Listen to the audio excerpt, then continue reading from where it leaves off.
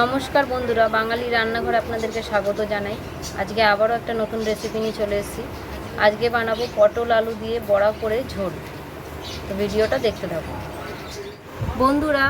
এই যে পটল নিয়েছি, এখানে আলু নিয়েছি, আর এখানে এই যে ছোলার ডাল, আর ছোলার ডালের সাথে আমি একটু মুসুরির ডালও মিশিয়ে দিয়েছি, খেতে খুব ভালো লাগবে।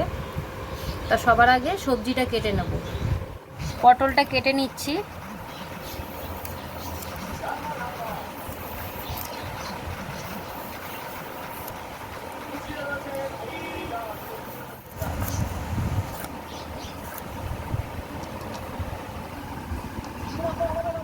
পটলটা কাটা হয়ে গেছে, এবার আলুটা কেটে নেব।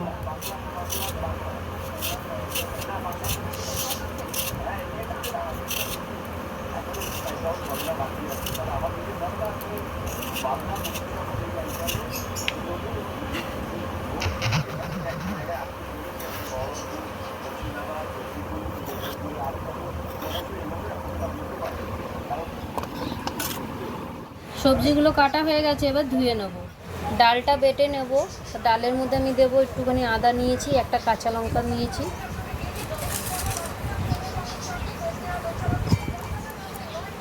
আজকে আর ডালটা শিলে বাটবো না, আজকে মিক্সারেই বেটে নেব।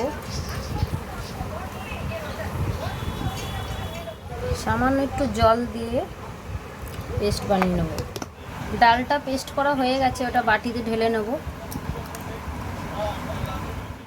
ডালটা পেস্ট করা হয়ে গেছে, সামান্য এর মধ্যে একটু হিং দেবো।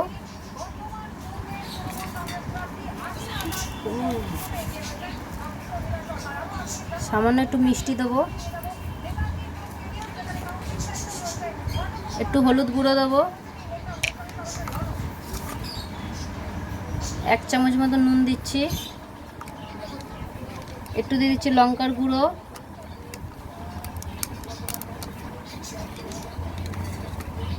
ভালো করে মেখে নেব। কড়াইয়ে দিয়ে দিচ্ছি তেল। তেল গরম হয়ে গেছে, বড়াগুলো ভেজে নেব।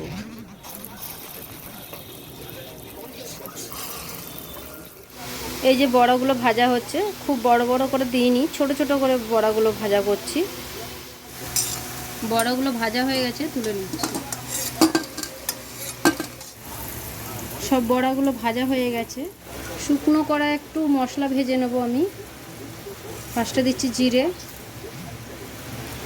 একটা দারচিনি, একটা এলাচ। এটা একটু হালকা ভেজে নেব। মশলাটা ভাজা হয়ে গেছে, কড়াইয়ে তেল দিয়ে দিয়েছি, গরম হয়ে গেছে। এবার পটলটা ছেড়ে দেবো। পটলটা লাল লাল করে ভেজে নিতে হবে, তবে কিন্তু খেতে ভালো লাগবে। বড়ার ঝোলের জন্য মশলা যে বেটে নেব সেটা হলো এই যে আদা নিয়ে নিয়েছি 2 টুকরো, আর এখানে নিয়ে নিয়েছি গোটা জিরে। এই মশলাটা আমি বেটে নেব শিলে।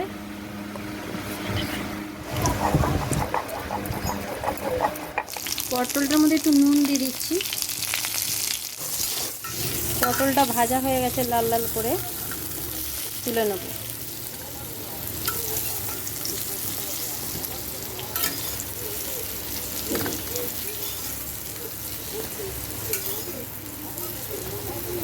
এখানে ফোড়নের জন্য নিয়েছি শুকনো লঙ্কা, গোটা জিরে, তেজপাতা।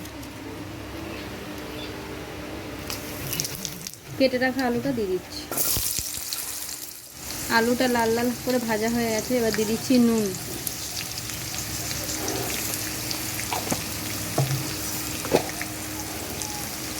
দিয়ে দিচ্ছি হলুদ গুঁড়ো।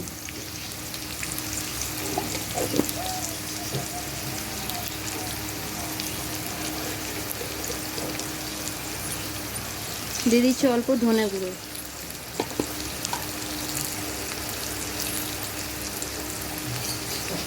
আর দিয়ে দিচ্ছি অল্প লঙ্কার গুঁড়ো।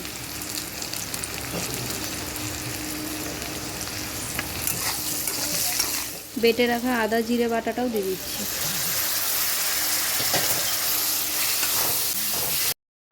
কেটে রাখা টমেটোটা দিয়ে দিচ্ছি। ভালো করে মশলাটা কষিয়ে নেব। পটলটা দিয়ে দিচ্ছি, দিয়ে আরেকটু ভালো করে কষিয়ে নেব। পটল আলুটা ভালো করে কষাবো। ঝোলটা কিছুক্ষণ হতে দেব, ঢাকা দিয়ে দিচ্ছি। ঝোলটা খুলে একটু দেখে নেব।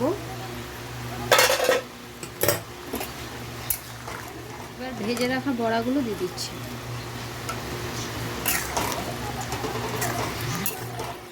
এবার ওপর থেকে একটু মিষ্টি দিয়ে দিচ্ছি।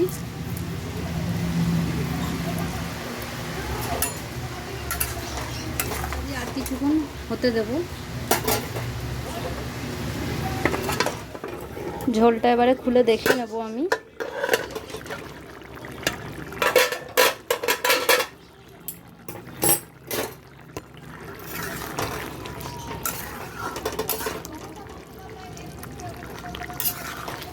ঝোলটা প্রায় হয়ে গেছে। এবার আমি ওপর থেকে ভেজে রাখা মশলাটা দিয়ে দিচ্ছি।